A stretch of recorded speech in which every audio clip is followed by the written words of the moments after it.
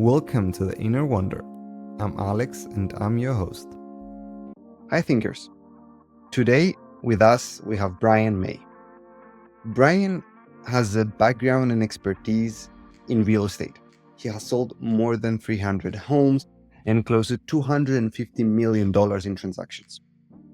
But besides that, Bryan May is an expert in breakthrough consulting that we are going to dive deep more today and understand more how that went along in his life. But besides the CV, what is there more to Bryan May? If I was to remove the CV and ask, who is Bryan May? What would you say? Absolutely. Well, I don't even like CVs that much anyway, so that's good.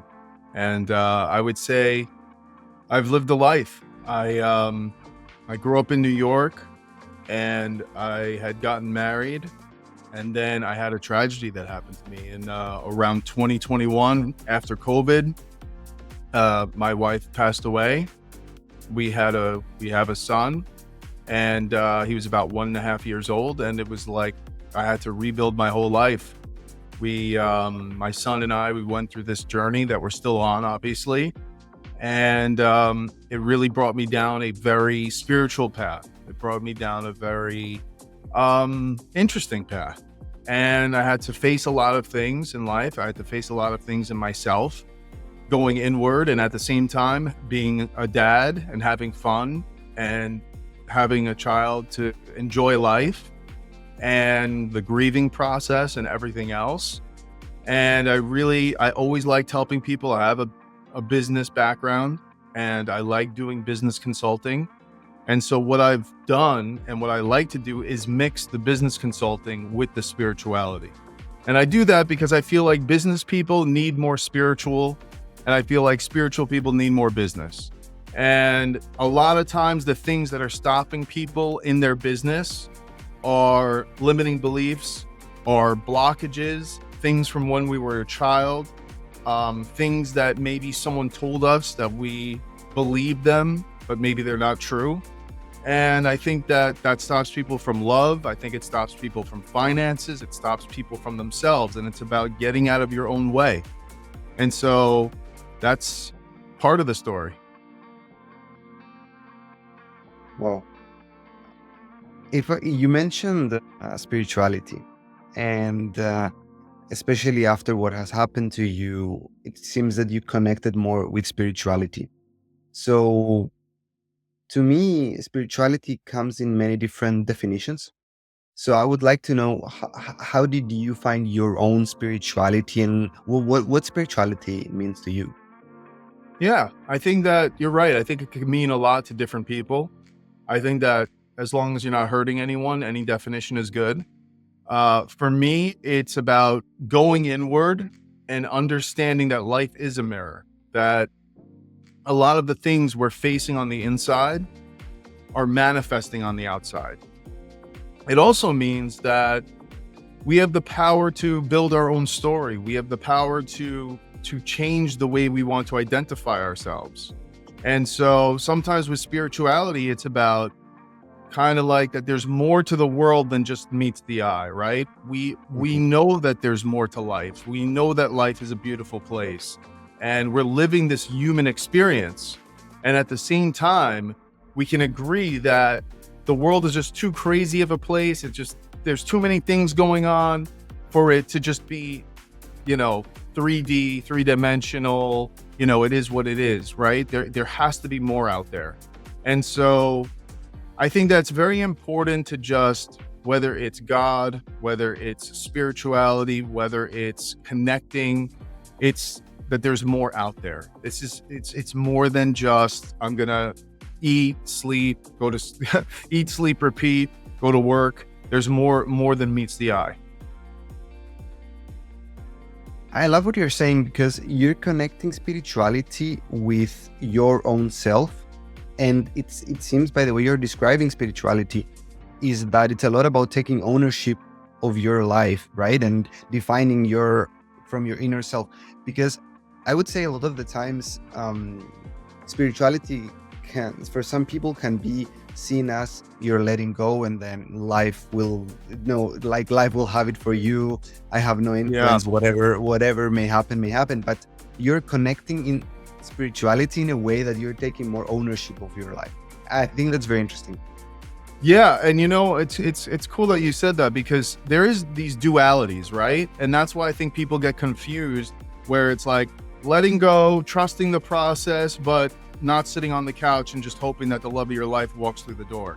And so, I think that that's where people get messed up sometimes, where, they're busy manifesting, but maybe they're not doing. And so for me, yeah, I believe that there is extreme ownership. I believe that you can have ownership and faith. So it's almost like this. It's like faith and worry are the two different sides of the same coin. So you can be delusionally faithful and you could be delusionally worried. And so you might as well have faith. Now, if you think about like Noah's Ark, which is a very famous story, and it's a story that most religions believe in, right? Most religious people, most non-religious people know about Noah's Ark.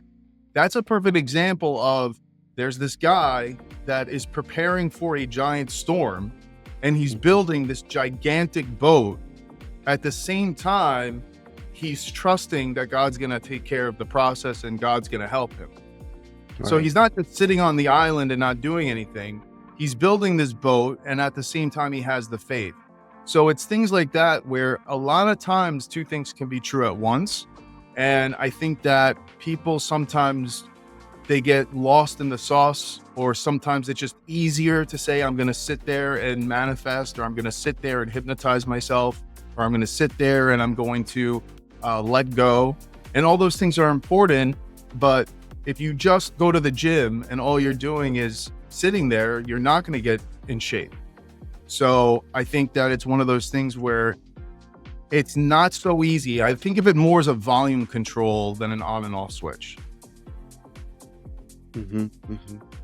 I see. So it's a good perspective, because, and it helps. I think also on myself, because it's a combination. You need to have the faith to keep going, and it's act as a motivating factor. And sometimes manifesting helps, thinking I'm gonna make it. Just having that belief that you're gonna do it, but at the same time acting upon it, right? And it's probably like the combination that you need to get to the next stage. And of course, from what I understand, and correct me if I'm wrong, but because of the tragedy that happened to you, you needed that strength. And I feel like those two components of taking ownership of your situation and having this faith helped you, let's say, reach different potentials. Yeah, absolutely. Absolutely. And I think that execution is key, right? We could all have ideas. We can all have epiphanies. We could all have a great conversation, or watch a great movie, or read a great quote, and we have this epiphany, but then it doesn't actually change us. And so without actually executing and without changing our identity, right? Because we can really be whoever we want. So without executing and changing our identity, we're not going to get what we want out of life. And so I think that really doubt stops most people from doing things, fear and doubt. And so whether it's starting a business, or finding the love of your life, or breaking up with the love of your life, or maybe it's going in a different direction, or not listening to people. People have this doubt, and they're waiting for the right person to say, no, it's okay, do it this way, you're doing good. And a lot of times, if you just keep waiting, that person's never going to show up. You need to be that for yourself. And so I've noticed that it's like, okay, so whether you want to doubt it or whether you want to believe it, they're both not really true. So let's just use an example of starting a business. Right. If you start this business, that we don't know what's going to happen, because we're talking about something that doesn't exist yet. Even if you just started, even if there's something there, but it's not where it is. Well, what's a better belief? To believe that chances are it might not work out, or to believe it's 100% going to work out? Right now, both of those statements are equally true or untrue. Mhm. So we might as well just say it's 100% going to work out and act as if it's 100% going to work out. Identify as that business owner, do those things that the business owner needs to do to have those things. That's so much better than just having doubt and not actually doing anything and not actually executing on anything. For sure, for sure. Because it also gives you that internal push, right? Yes. That belief that it gives you that push where if you have the confidence that it's going to happen, and I think that's what faith adds a lot to it, to keep you going. And like with the pushing, a lot of times we have to use these tragedies or negative events to push us, because we have to constantly remind ourselves that this whole thing is a short-lived thing. We have to remind ourselves no one really cares that much about us. Whether you say something, don't say something, they're going to forget about it tomorrow. The news cycle is going to repeat. So we might as well just do it. And then I think with confidence and doubt, they go hand in hand. And I think what happens with confidence is, first of all, you have a level of competency, right? So like if you are going to be a veterinarian, you should know how to deal with animals, right? If you're going to be a contractor, you should know how to build a house. So there's the actual knowledge of competency, which is part of confidence. But then there's the idea of like, hey, if it doesn't work out, that's okay. And that's confidence as well, right? And so we have to be really confident in ourselves and convicted. And I think the best way to be confident is when you're coming from a good intention. When you know that you have the best intention, then you should be very confident. Because if I know how to do something and I'm coming from a good place, well, even if it doesn't work out, who cares? I'm doing it the best that I can, and I'm doing it with a good whole heart. So I think intention is very, very strong. So intention and competency, you'd say, are two variables that once you have them, you can unlock that confidence. Absolutely. Because oftentimes I would think, and we would think, how can I be confident in this? And what you're saying is, well, do you have the right intentions? Are you building the right competences? Then you have the right to feel confident, and right, you have the right to manifest for something good. Exactly. And the more you do it, then your competency is going to go up. Your experience is going to go up. Listen, people always talk about imposter syndrome. Right. It's not a bad thing. Listen, if you were the same that you were 5 years ago, that means you didn't grow at all. It's okay to feel imposter syndrome. Confidence is doing it anyway. Confidence is going out there and doing it anyway. Putting doubt on the side and putting in your faith that, hey, you know what, whatever it might be, I'm doing this with the intention of helping people. So let me go out there and let me help, depending on what we're talking about. Sure. You also mentioned a couple of times that life is a mirror. Yeah. What do you mean by that? How can someone, let's say, use that advice and be proactive about improving their own life? Totally. So whatever's happening around you is usually a mirror of what's happening inside of you. So, we could use different examples. Let's say it's finding love. If you're not in love with yourself, then it's going to be hard to find someone to be in love with you. So if you're constantly meeting people that are taking advantage of you, or if, let's say, you're a woman and you're meeting men that are, rough with you or putting you down, well, if you see yourself as something in the negative form, a bad self-concept, you're going to attract those people in your life, because it's a lot about standards. So if you had high standards for yourself, you wouldn't let yourself be in a relationship with someone who wasn't treating you well. So I think that the life as a mirror is important, because look around, just look around your house, look around your car, look around your life, see what's going on, and how is these things relating to what's going on inside of me? Maybe how is it relating to what happened in my childhood? And then we have to figure out, is that something that we want to be true? Or is that just a story that we're telling ourselves? And now that we understand and we have the awareness, we could change that story. And I think that that's really the important part of life as a mirror, because listen, it's an interesting game to play. It's like, even like, let's say, let's say there's something wrong in your house. You have a leak in your house. The bathroom is leaking. So you could say, all right, I'm going to call a plumber. I'm going to get it fixed, which you should do anyway. But take a moment and be like, hold on, where in my life am I leaking? Where is this showing me? What is this trying to show me? And you'll be surprised what comes up. And the truth is that it doesn't matter if it's true or not true. That's not the point. It's just changing your perception so you can see something in a different way, so you can come up with a different perception. Right. So life is a mirror. What you would say is that is linked to the confidence, which is linked to the intentions and the competencies, right? So building those intentions, the competencies, building their confidence, and then that's what you portray, and that's your mirror, and then that could become your life.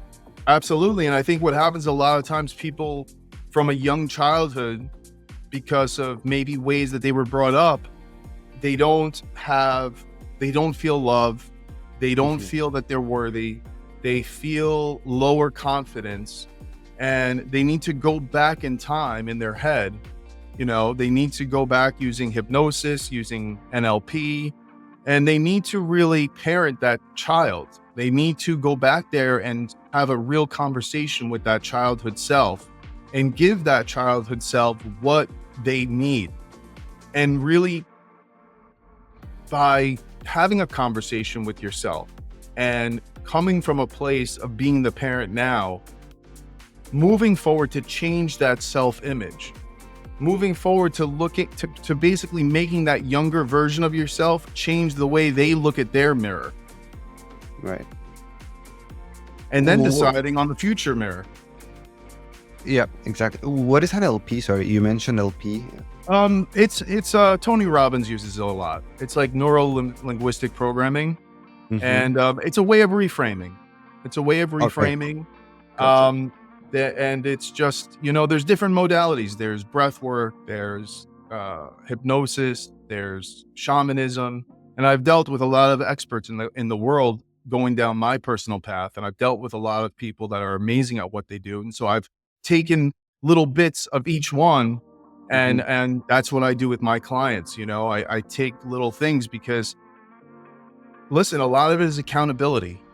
A lot of it is reframing, and a lot of it is not just, I think what happens in the spiritual world is people like doing one thing. And so they keep doing that one thing only, but that's only part of the puzzle. It's only part of the pie, And so, like, just for example, if you're a guy and you got a divorce and now you're back on the dating field and you want to go back in action, hypnosis is great, and it's going to get where you want to go. It's going to give you some confidence. It's going to help you out. But until you start going and talking to women, until you start going out there, it's only going to do so much. And so, like, an example that I could say is you and I could watch a UFC fight. That doesn't mean that we know how to fight. Exactly. So, but at the same time, if we're going to have a fight with each other, a spar, we need to watch each other fight on video so we know how the other person fights. But just watching a video alone isn't going to get the job done. You need to get in the field. Yeah, 100%. What is with all the clients and the experience that you have with them? What would you say is one of the first things that clicks in one's mind and helps them start this unlocking process? It's a good question. So I always like to, at the beginning, I do like to do some visualizations. It's kind of like a hypnosis visualization. I like to do this timeline where, we go back in time and we talk to our younger selves. And so one of the things that I think really is impactful is when people see their younger self and whatever they speak about or whatever they see, how that relates to them today. And the fact that they can always get that breakthrough moment of whatever's going on then, there's something about it that's happening now. And then let's use that as a beginning area of like where to go next. So the interaction that your present self has with your younger self Yeah. is oftentimes what you need to get going, right? I believe so. I believe so, because I think that even if you had a great childhood, a lot of people, everyone has their own thing. You don't have to have a horrible, awful childhood to do what I'm talking about. And the thing is, like, we want to see what are things that we want, what are things that we didn't get, what are things that we needed, and what's happening now. So just because you had an amazing childhood, maybe you didn't get enough love. Or I'll give you even another example. You might have had an amazing childhood, but your personality was different than your family's. Maybe you like comedy and everyone else likes serious dramas. So every time you go to the movies, you were watching movies that you didn't like. Whatever it might be, but we have to start somewhere, and I think that's a good thing. The other thing is going into the future, finding where we want to go, what really we want to try to get out of this life, and then say, really, what's stopping us? Because usually, in my experience, the only thing that's stopping you from getting from point A to point B is you. It's very rare that there's some physical person or some physical thing that's stopping you. Now, sometimes there is. If you don't have a leg and you want to become a professional dancer, there's a physical thing that's stopping it. That doesn't mean that you still can't become a dancer. There's many dancers that might be able to use a wheelchair or maybe a prosthetic. I'm just giving an example that you could really put your mind to. But Right. most people's problems aren't that, right? So now some people will say, my partner, my wife, my husband, my boss is stopping me from doing X, Y, Z. That's It's what like they're shifting the saying. blame, right? But in reality, no, it's you. You're letting them. And I know that's a lot. It's hard to really handle it, but it goes back to standards. Because, listen, would you let let's just make up an example here, right? Like, let's say it's your boss. Well, would you let your boss punch you in the face? No. Okay, so now we found one level of the standard. So he's not going there, but he is making you stay late, or he is putting a lot of work. So when can you say no? And I know we're making up examples right now, but the point is that your standard has to dictate that. And once we figure out where that standard is, we can kind of work with it. Because And once a you lot said of it- it is mind control. Yeah, and once you set your standard, others will respect it Yes. because Exactly. you will respect your standard, right? Yeah, and some people some people will react negatively because Mhm. they're used to getting a certain way from you, and when you change that way, they're not going to get it anymore, and that's okay. But listen, like, perfect example in this like job situation, and obviously every situation is different, but in this job situation with a crazy boss or something, listen, maybe the answer is you have to leave, right? Once again, doubt and faith. If you knew for a fact that you left and you would have an amazing life and make money and open up your own business or start your own thing, would you do it? Yes. So the thing that's stopping you is doubt. Because if you knew, then you would do it. Right. And that's Right. also life is a mirror, because why is there this character in my life that's being so negative? Why am I allowing that? And we're allowing that because of the doubt of what we could achieve, right? And because of we're like so fear of the doubt, then Exactly. we just allow ourselves to a lower standard than what we deserve. Exactly. Exactly. And I think, a good thing for people to do is really in any area of their life, whether it's they're trying to date or they're trying to get a new job or they're trying to start a business, whatever area of life, like, start writing a non-negotiable list. Mhm. A non-negotiable list meaning these are the things that are always going to be yes, and these are the things that are always going to be no. And what ends up happening is you start really training your mind to stop negotiating each thing, and you're just going to have a set of things that are yes and a set of things that are no. So I'll give you an example. If there's a man, and let's say he's 35 to 40 years old, and he wants to date, he wants to get married. So the first thing I would do is let's write a list of all the things you don't want from a woman. Mhm. that no matter what, you don't want. I don't care if it's silly. I don't care if it's important, whatever it is, let's write it on a list. On the other side, I want you to write all the things that you must have from a woman. And this is true for women and men, doesn't matter. Same thing, we're human. Write all the things that you must have. Now that we have this list, let's analyze this list. Let's see if it's realistic, right? Like if you have on the list that he must be a billionaire and he must have a private island, like, okay, well, why is that on there, right? Why is that's a weird non-negotiable. So that's different than, let's just say, being financially stable. So we could look at it and see, because sometimes that will reveal limiting beliefs. That will reveal certain things about you. But now once we go through that list and we have a list that we like, what's nice is now when you meet someone, there's no like, I'm not sure. Maybe it's a red flag. Maybe it's not. No, it's on the list. It's yes or no. If they pass the test, they get to the next level. They go to date number 2. And then you can figure out. But when you're really snipered in like that, when you're really lasered in like that, you're not going to let all the BS bother you. Mm-hmm. Same thing with a job, same thing with anything. You know, what you're describing in your sessions and what you do with your clients seems to be a lot about getting clarity Yeah. of where we want to be, getting clarity of what's stopping us from reaching the stage we want to be. And oftentimes this clarity is underrated, because at the end of the day, it's like we're acting with things that we're not really sure where we're going, and we're just passing our days and days and days, and it's a bit question of, hang on a second, where am I going? Yeah. And so a good thing I like that you said that. So like, this is one of the things I've noticed. People really focus on what they don't want, and they tend not to focus on what they do want. So I'll just give you an example. Like, I have a 5-year-old son, right?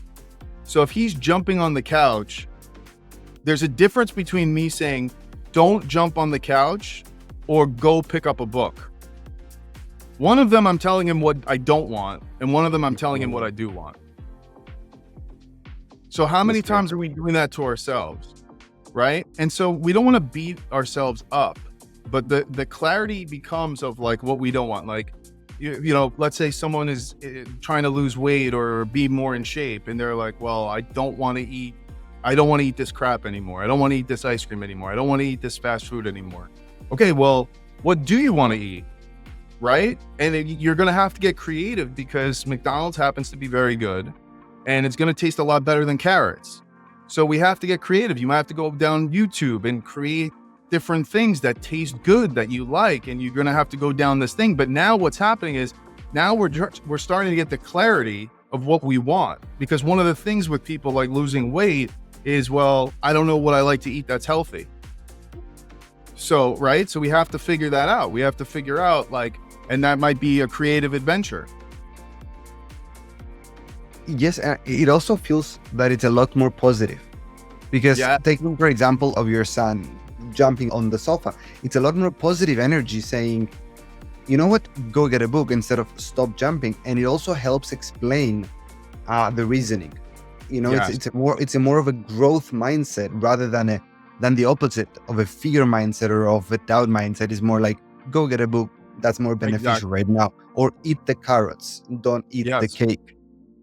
So it's actually, I haven't encountered that kind of thought before. So it's like, I'll even give you another example. That was pretty cool. If you're with a child and you're at the supermarket and they're going crazy and doing this stuff, take 3 items and say, okay, you know, obviously you have to be safe depending on where you are and all this stuff. But if you're down the aisle, okay, you need to get the pasta. Go down to get the pasta. Now he's on an adventure. Now he's on a mission.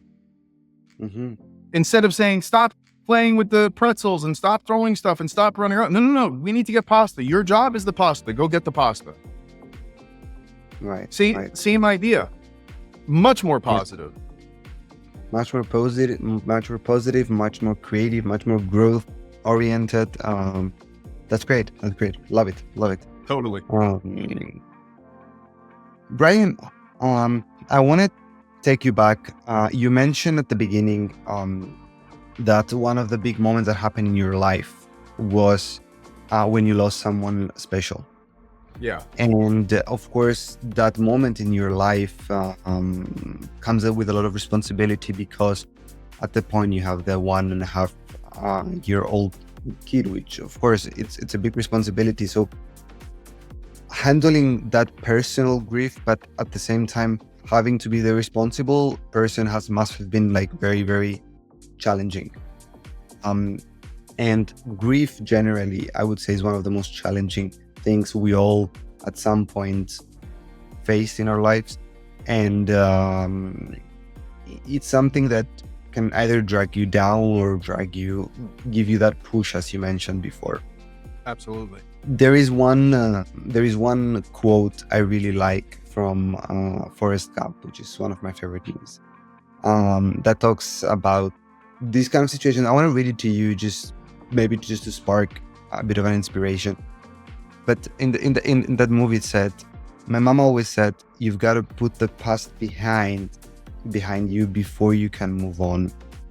And what's powerful in this quote for me is that it's a bit of a proactive approach to put the past behind you, because oftentimes when things happen to us, it could be grief or something else that it's a bit negative.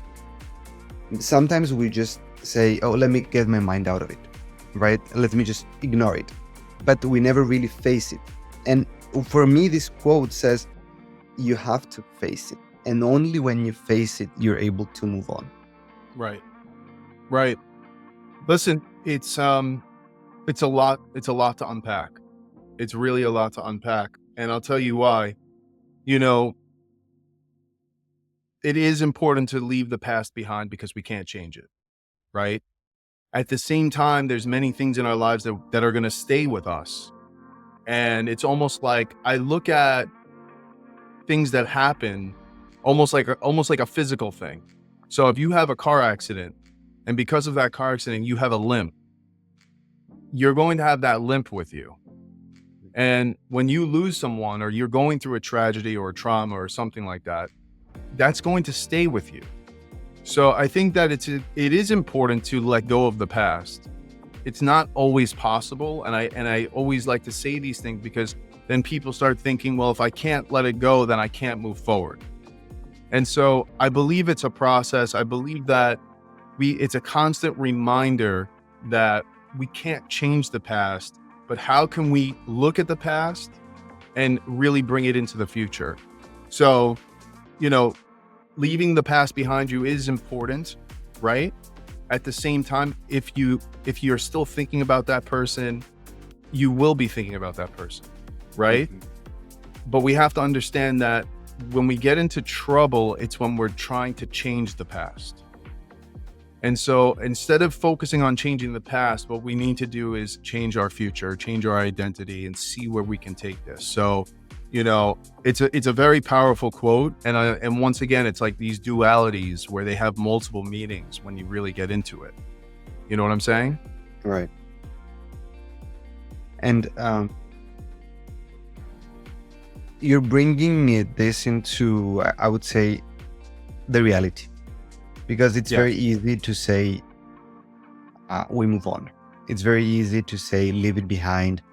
And sometimes, because it's so easy to say, when it happens to you, you feel kind of disappointed that you haven't done it. And that puts you even more down. Yes. So based on what you were saying, I understand that, listen, it's going to hurt and it's going to be there forever.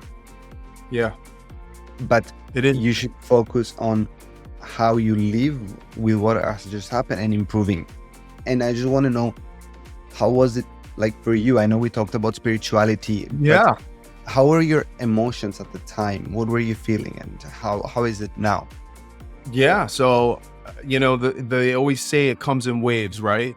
That's a very popular saying. And it is very true. It is a very true thing. It comes in waves.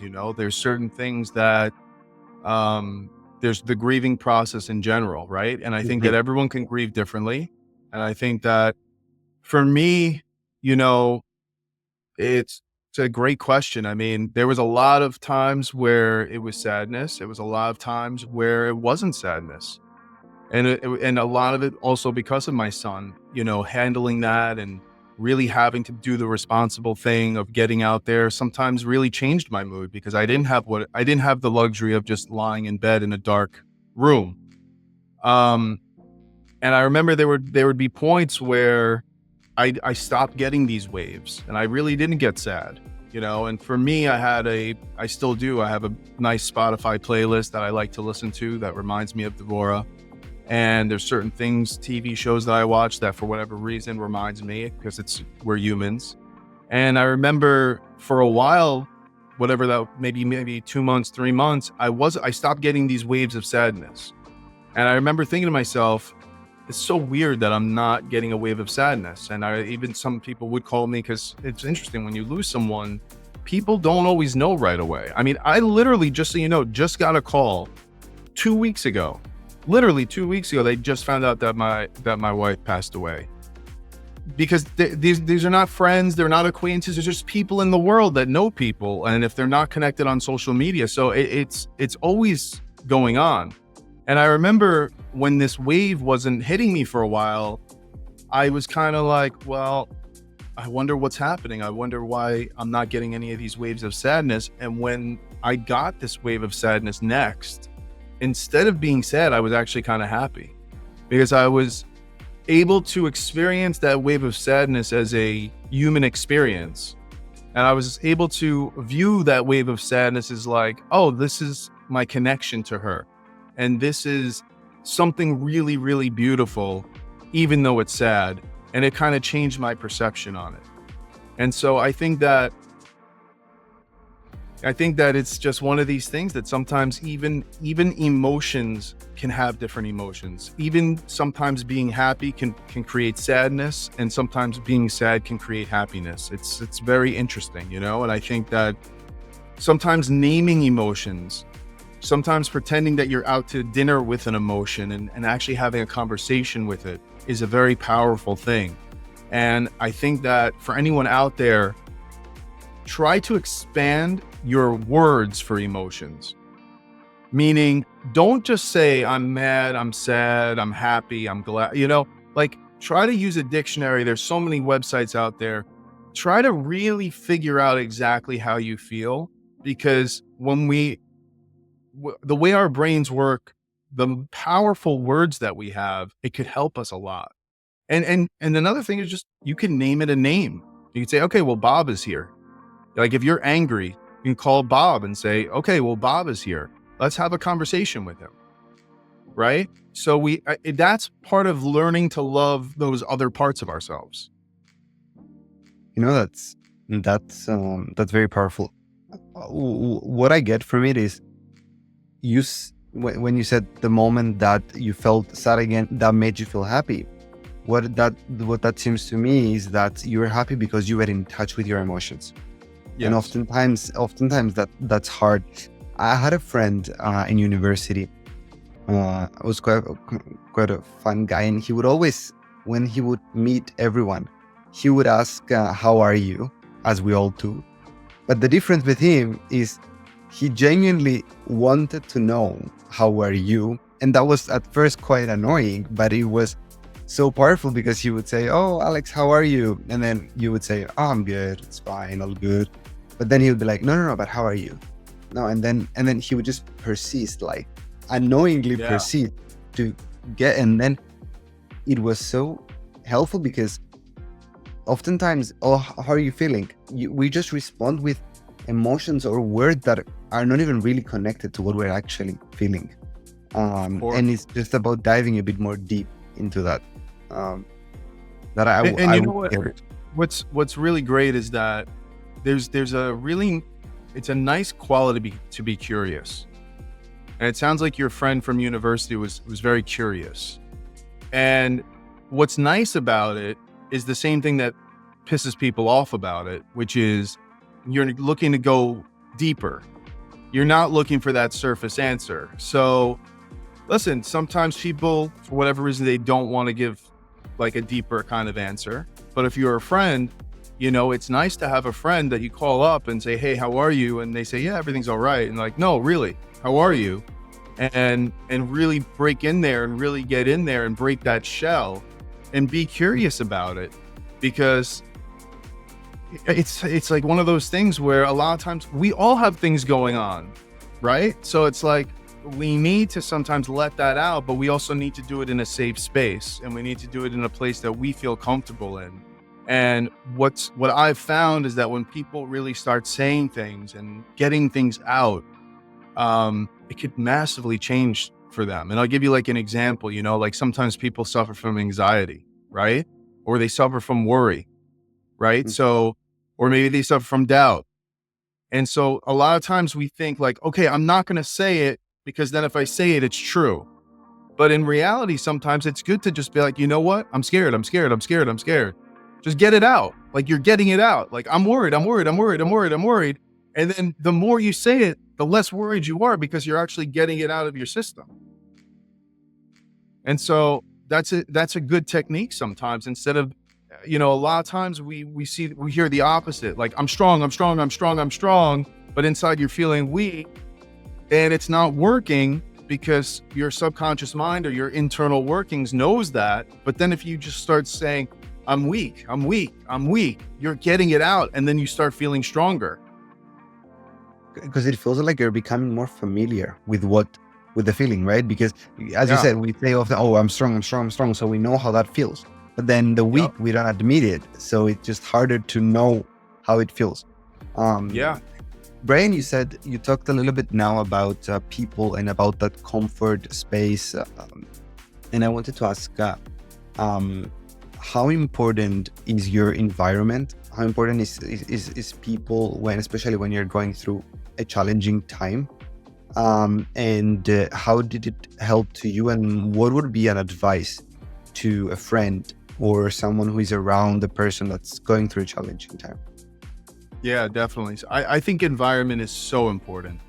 And I feel the most sad for people that can't control their environment for whatever reason, right?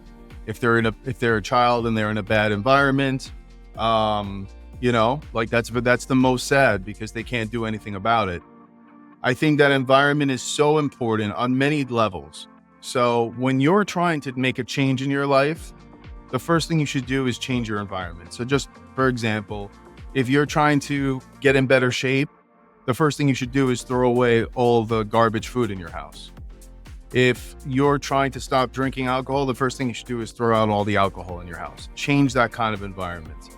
On the same time, you need to keep people that are supporting.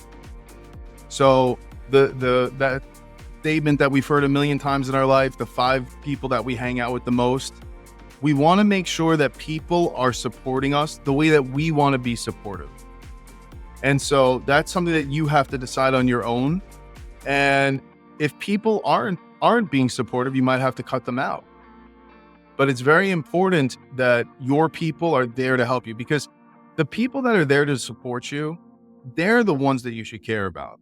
Sometimes we get lost in the sauce and we're like, it's like a stand-up comedian who's telling jokes on stage, but he's focused on the one guy that's not laughing.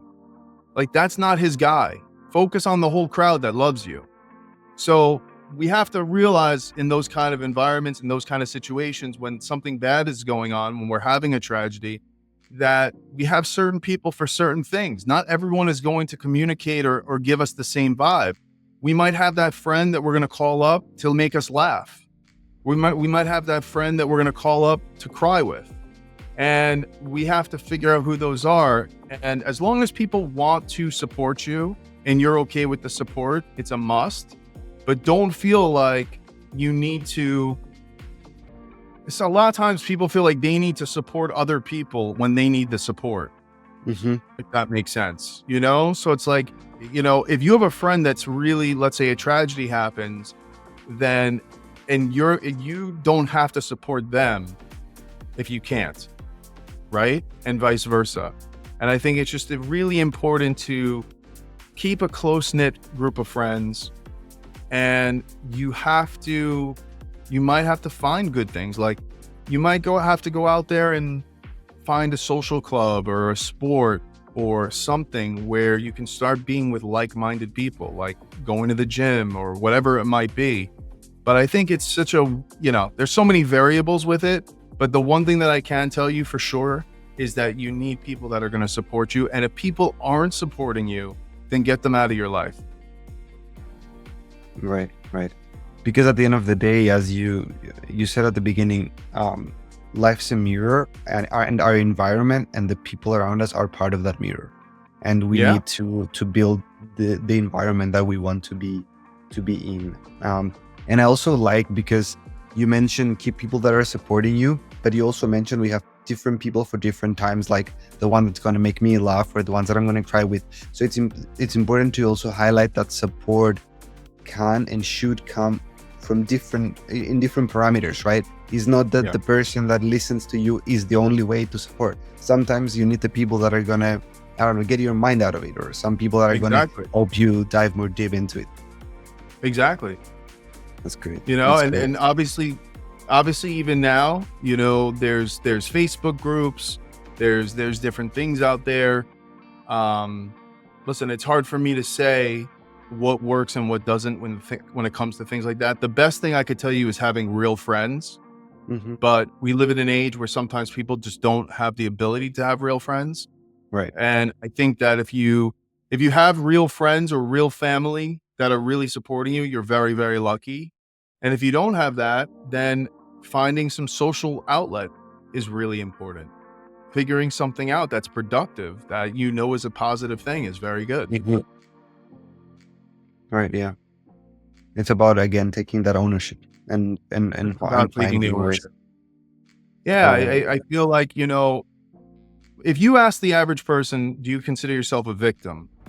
They're probably going to say no, because that's not the real way of asking, because it's not just black and white. It's not that either you're a victim or you're not a victim. It's a better question to ask, which is a question I ask a lot of my clients, is what areas in your life do you feel like a victim? Because it's usually not every area. So like, if you're in a situation where, let's say you have a partner, or let's say a business partner, a romantic partner, or any kind of partner, and they're doing something negative to you, right? So maybe you feel like a victim in that part of your life because you're letting this other person control you. And then now the next thing is why. And so we have to figure that out. But it might not be that you're a victim in every single area in your life. But the more control that we can get, not in a negative way, but the more control that we can get in a positive way is good. And so if things are no longer serving us, that's a bad thing. Correct. And I think there is a lot of value in breaking down and not just putting it all together as like, are you a victim? It's the same thing, in my opinion, that goes with confidence. When you ask someone, are you a confident person? That's a bit of a tricky question, because oftentimes you can be confident in some aspects of your life, and then in some others, you're completely not confident. And then you're just like putting it all together and say, I am or I'm not. So I think it's super valuable to break it down into the different aspects. 100%. 100%, because that's see, a lot of times that's what happens. We think about these things as like, I am, and we just like want to put a word there, but it's so much more complicated than that. And so that's why I am a believer in that. I am a believer in breaking things down and seeing what you really, really want to get out of it. Right. A lot of people love confidence. They do. They talk about confidence. They want to remove doubt. They want to increase certainty. They want to increase conviction. But it becomes the clarity again, right? Like, which areas? You know what I'm saying? If you've never went skiing, you're not going to be confident going down Black Diamond. So we have to figure out, where do you want that confidence? And once again, it's not a destination. It's more of a volume. So, you know what I'm saying? If it's like a guy, and let's say it's a dating situation, you don't need to be James Bond. You just need to be good enough to go and start having a conversation. So it's a volume control. It's not like, I made it. A lot of people are thinking these things are destinations. It's a journey, right? Yeah. Bryan, you have a huge experience in real estate, and real estate is very, I would say, very interesting and very multidimensional field. So I want to ask you, what would be the biggest things you got out of real estate, and how have like your experience in real estate, how has it helped you in right now as in breakthrough consultant, or also within your own life, right? Yeah. So it's a great question. I mean, it's interesting because I did a lot of real estate in Brooklyn and Queens. I have dealt with many different people from many different countries. I always tell people I've sold a house to everyone from every single country, every religion, whatever it is, it doesn't matter, because everyone, there's someone from everywhere in Brooklyn and Queens, right? We could agree on that. So I think it massively helped me see how people live, really truthfully. It also has helped me just get a lot of different cultures. I've speak with a lot of different people. It's fascinating. I always liked different cultures growing up. I have friends that are all different cultures, all different over the world. And so with real estate, it's an interesting thing, because you have that there's a house, you have that there's a product, you have that there's this thing that you're buying, but there's also this sense of like a spirituality sense where it's like, it doesn't feel right. Like you've heard people say that, like, the house is nice, but it just doesn't feel like a home. Right. So there's this spirituality part of real estate. There's this feeling about it. So it's like you can sometimes walk into a house and be like, wow, I could just see myself living here. And so that's another part that's interesting. And another part that's interesting with real estate is it's big money. There's a lot of limiting beliefs that pop up. There's a lot of real estate's an interesting thing. I mean, it's not rare that. When's the last time you paid $500,000 for something? When was the last time you paid $1 million for something? Like, these are big numbers. It's usually like a one in a life for many people. Yeah, exactly. So I think that that's another interesting part of it, because you're talking about something that's so massive, and it's one of the few times in most people's lives that you really are. And so I think that in itself is just really interesting for me, And like right now, for example, people talk about interest rates in America. Well, interest rates are going up or going down, all this stuff. And once again, I really like to help people because I'm a believer in real estate, because it's real. I'm a believer in Bitcoin also, but it's nice that real estate is real. And so, like, just for example, people sometimes are like, oh, well, I'm waiting for the market to go down, or I'm waiting for the interest rate to go down. I'm waiting. I'm living in this future. Now, sometimes there's there's obviously better times to buy than others. No question. At the end of the day, if it makes sense, you're going to have to pay something to live anyway. If you have a job, it makes sense. You can afford it. Obviously get the best price, but no one ever said, I wish I didn't buy that house 50 years ago. So even if the market goes down, if the market goes up, if the interest rate goes down, if you're in it for the long haul, chances are you're living somewhere anyway, probably better than just paying rent. And I feel like you don't know what's going to happen. Like, I'll give you an example. We're going into you can go into weird markets. So let's say you're waiting for the interest rate to go down or the house to go down, but then let's say, God forbid, you lose your job, you get laid off. So now you can't get the house because you're laid off. There's so many variables. I always say it like this: if you can comfortably afford the house, you can comfortably put the money down, you can comfortably pay for it every month, it's probably not going to hurt you in the long run. This is not a stock. You're not day trading. So whether the house goes up or down in the next year or two, if you're keeping it, you're probably good. Right. No, that's so I think that there's a lot of things, and also, a lot of times people have to see the numbers. It's one of the few things that people actually have to see numbers. Most times in life, we don't see numbers. And so, like, just because the interest rate, let's say, is going down 1/4 of a point, how much is that really changing your life? So, I think it's a very, very good thing. I think it really helps people. And I like also about real estate is that there's so many things that are created from it. It's one of the few products that when a house is sold, think about how many people are being benefited. You're getting new furniture, you're doing repairs, you're literally stimulating the whole economy. There's so many people, the Hmm. ripple effect, right? So it's a very interesting thing. No, of course, of course, of course. I mean, and it's one of the things that have been going on for so many years, and it will still be going on. Real estate. Just one thing you said, I think interesting. I want to understand more. So buying a house, of course, for many is a big decision, right?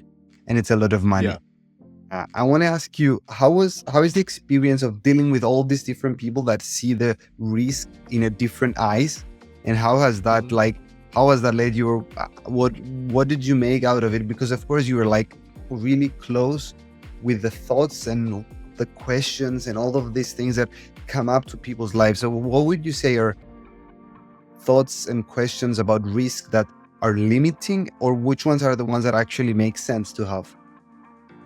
Yeah, it's a good question. It's interesting because good things happen and bad things happen. And sometimes someone could buy a house, let's just say, because we're talking about houses. You Hmm. buy a house and it turns into uh, a crazy place like Miami. And you bought a house for $100,000 20 years ago, and now it's worth $10 million or whatever crazy number you want to say. Right. And then there's other people that buy a house and they go into foreclosure. They can't afford it and they rent it out to people that don't pay them and they have problems, right? So I think that calculated risk is the important thing. And I Hmm. think that the only way to get to the next level of finances is to have risk. If you don't want to have risk, it's okay. You can get a job, a regular job, a teacher, a police officer, whatever it might be. You're going to get that steady income.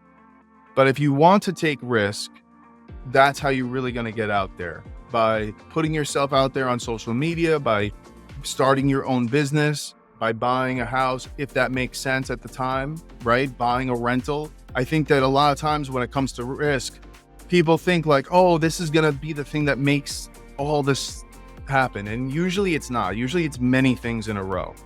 Hmm. Usually it's many things. And when you look at people Correct. that are super successful, you see that they've taken risk many, many times, educated risk. So, Hmm. when it comes to which questions to ask about risk, what's the risk of doing it and what's the risk of not doing it? And Because there is and risk and in that ha- as well. and having backup plans, like Hmm. don't go into something where you just like, once again, this is also faith and worry. Don't go into something where like you just like, oh, everything is going to be 100%. Like that's not good either. That's ignorance. No, let's go into it that where everything is going to work out, everything is going to be great, but if it doesn't, let's have a plan B and C in place. Right. 100%. You see what I'm saying? So going back to like Noah's Ark, build the ark, get the animals in the ark, but at the same time, let's prepare. Let's see what we need. Let's make sure we have enough food in the boat. Yep. Yep. Yep. I think this duality with that you're explaining with this analogy of the Noah's Ark is what we need, and is what oftentimes is the solution to this debate of, oh, it's just about faith, or it's just about not faith and just it's all about you. So Exactly. I think that's pretty great. There's this Um, story. There's this story where there's a flood coming, but it's like modern age, not Noah's Ark. And so there's a flood coming, and this man is very religious, and people are saying, we have to leave. The flood is coming. It's going to destroy this area. And the guy says, no, I trust in God. There's nothing bad's going to happen to me. And so people start packing their stuff. People start leaving their houses. And then the water starts going up because it's flooding. And people on a boat come by, like a raft. And they say, come on, jump in the raft. We'll take you. It's dry over there. We're going there. No, God's going to save me. I know God's going to save me. I don't need you to save me. The water goes higher and higher and higher. He's on the top of his roof, and a helicopter comes, and it's like, the Coast Guard, the helicopter comes and says, come into the helicopter. This is it. This is your last chance. Like the flood is coming. And the guy's like, no, God's going to save me. I don't need the helicopter. Don't worry about it. And so he dies, and he goes to heaven, and he says, God, what happened? And God said, what do you mean? I had your neighbors tell you to get out. Then I had the guy in the raft come and tell you to get out. Then I even sent a helicopter for you. What else do you want me to do? Right. And that's really what I think the preparation versus faith is. That kind of story. Right. That's very nice. Thank you, Brian. Thank you. Brian, in the Inner Wonder podcast, what we like to do is for every episode we have what we call a muse. Muses, according to ancient Greek mythology, they used to be sources of inspiration. And for this episode that we are doing, you and your life and other experiences are the muses for us to dive into more interesting topics like we have. But I want to ask you, within your life and all your experiences, what would be your own muse? What has been really there for you to, inspire you and make you move on? I would definitely say my son. I think that having a child is a very crazy, fascinating thing. And I think that that's probably the best answer I can give you, just watching him grow. And, one of the things that I do is I do affirmations with him all the time. I'm trying to always like program his brain and his subconscious. And, I feel like it's inspiring me because it allows me to parent myself too. So that whole like timeline that I spoke about, or hypnotic thing, where you can go back in your brain and your visualization and go back and hug your childhood self and tell your childhood self that you love them. What's better than having a real child that you could really hug and really tell how much you love them? Yeah, that's great. Because it feels like you're taking the past, you're connecting it to the present, but you're also engaging what inspires you, right? You're engaging your son in how you feel and how you are. And I think that's great, because potentially all of the times the best way is to engage the people that inspires us. And when it comes to confidence, when it comes to doubt, I like to instill a lot of confidence in him, right? I like to explain things to him. I like to tell him all the time, like, hey, you know what? If someone bothers him at school, that's okay. We don't need everyone to like us. That's all right. Well, as long as we're doing the right thing, we don't care. Right. No, that's a good advice, because not everyone is gonna like or approve, and we're not gonna like and approve everyone, and that's okay. Look, I think that if more people accepted and liked to be hated, they would live much happier lives. Yeah. That's so true. Brian, what we like to do at the end of an episode is we do a small visualization with the guest and all the thinkers that are here. So if that's okay with you, I would like to ask you just to maybe close your eyes and then just like let's all of us with the thinkers do this very small visualization. So take a deep breath in through your nose and let it out slowly through your mouth. Feel yourself grounded in the present moment. Now imagine you're standing at the edge of a vast and beautiful forest.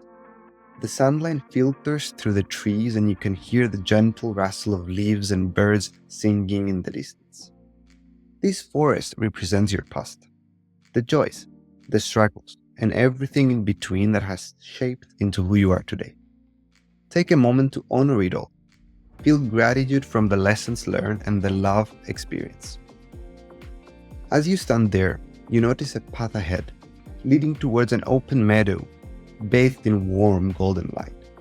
This meadow represents your future, a place of endless possibilities, growth, and joy. Now imagine yourself walking down this path, step by step, feeling lighter with each step you take.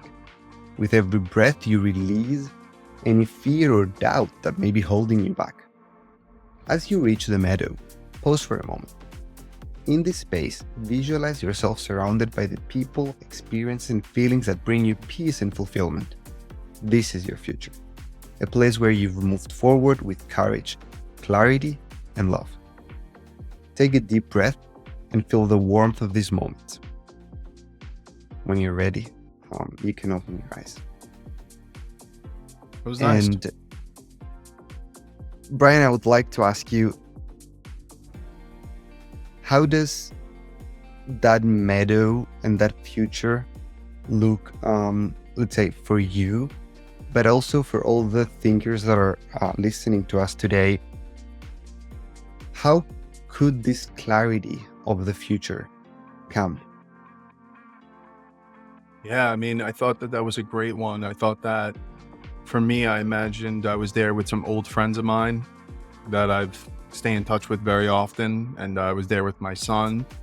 And it was more of a feeling of a very positive feeling, you know? And I think that the last question you asked was like something about how. I think sometimes it's more important of the feeling than the how. Sometimes you don't really need to know how it's going to happen or when it's going to happen or why it's going to happen, but just that feeling. And I like manifesting feelings. I like manifesting states of mind. And I think that that's, you know, too many times we want to manifest a car, right?